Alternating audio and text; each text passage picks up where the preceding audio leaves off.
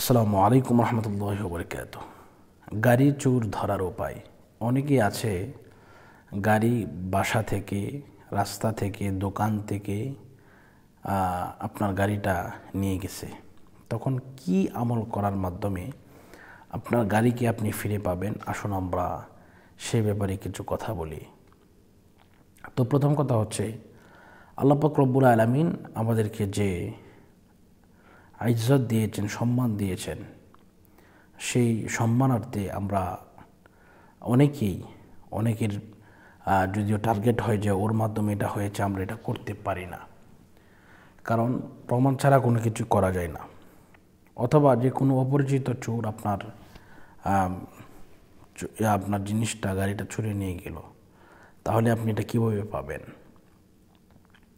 আমি আপনাদেরকে একটি আমলের কথা বলে দিই। তা হচ্ছে, একটি আমল আছে, যে আমলটি নাম হচ্ছে জালালি খতম।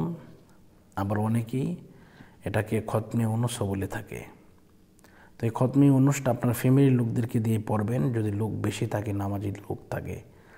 আর না হলে আমরা ইনশাল্লাহ আমাদের ছাত্র দিয়ে 100 ছাত্র দিয়ে আমরা পড়ে দিই। এরপরে 2.5 থেকে 3 ঘন্টা সময় লাগে। তো এটা কীভাবে পড়বেন? তো প্রথম কথা হচ্ছে, আপনাকে পবিত্র থাকতে হবে। এরপরে বিসমিল্লাহ সূরা ফাতিহা একবার, ইখলাস 3 বার, কয়েকবার দুরূদ শরীফ পড়বেন। দুরূদ শরীফ পড়ার পরে আপনি এটা পড়া শুরু করবেন, লা ইলাহা ইল্লা আনতা সুবহানাকা ইন্নী কুনতু মিনাজ জালিমিন। এটি যখন 100 বার হয়ে যাবে, প্রতি 100 বার পর পর আপনাকে পড়তে হবে ফাস্তাজাবনা লাহু ওয়া নাজ্জায়নাহু মিনাল গাম্মি ওয়া কাযালিকা নুনজিল মুমিনিন। এইভাবে ইনশাআল্লাহ আপনি যদি এই আমলটি করতে পারেন, দেখবেন আল্লাহ পাক রব্বুল আলামিন আপনার জন্য রহমতের দরজা খুলে দিবেন এবং আপনার মাল আপনি ফেরত পেয়ে যাবেন, আপনার গাড়ি আপনি ফেরত পেয়ে যাবেন। যারা যোগাযোগ করতে চান আমার সাথে এই নাম্বারে যোগাযোগ করবেন, 01643063744। আল্লাহ পাক রব্বুল আলামিন আমাদের মনের আশা কবুল করুন। অনেকে প্রশ্ন করতে পারেন যে হুজুর, এটা কতদিনে কবুল হয়, এটার কি? তো বিষয়টা হচ্ছে, এটা পড়ার সাথে সাথে 3 দিন অথবা 1 সপ্তাহের ভিতরে আপনি আপনার মাল ফেরত পাবেন।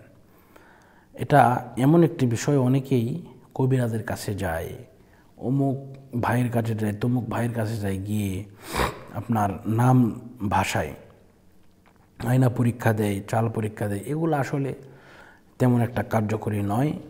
হ্যাঁ, কারো সিলাই যে কী হয়ে যায় সেটা ভিন্ন কথা, কিন্তু এই জালালি খতম সেটা হচ্ছে এমন একটি খতম, যে খতম পড়ার সাথে সাথে অ্যাকশান শুরু হয় এবং এটা নিঃসন্দেহে আল্লাহ তাআলার পক্ষ থেকে যে ব্যক্তি চুরি করেছে তার গজব হয়, এবং সে যতক্ষণ পর্যন্ত না দেয় ততক্ষণ পর্যন্ত সে অসুস্থ থাকে। সে দিলে এরপরে সুস্থ হয়। এই বিষয়টা আমাদেরকে আল্লাহ পাক কবুল করুন।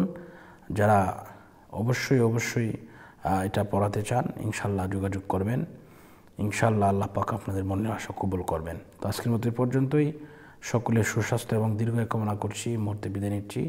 আসসালামু আলাইকুম রহমতুল্লাহি ওয়া বারাকাতুহু।